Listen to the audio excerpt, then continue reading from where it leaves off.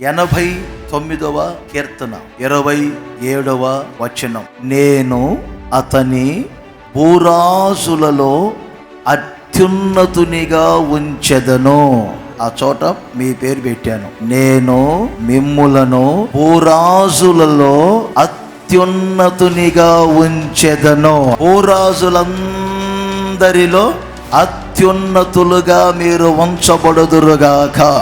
క్రింద స్థానము నుండి ఈ నెల అనేకులను పై స్థానానికి తీసుకొని రాబోతున్నారు. వాస్తవానికి ఈ మాట దావీదును గురించి వ్రాయబడింది. దావీదును కనుగొన్నట్లుగా నా దేవుడు మన కనుగొంటున్నారు. దావీదును పరిశుద్ధ తైలముతో అభిషేకించినట్లుగా మనం అభిషేకిస్తున్నారు. దావీదుకు ఎడతెగక తన చెయ్యిని తోడుగా ఉంచినట్లుగా ఆయన చెయ్యిని మీకు తోడుగా ఉంచబోతున్నారు.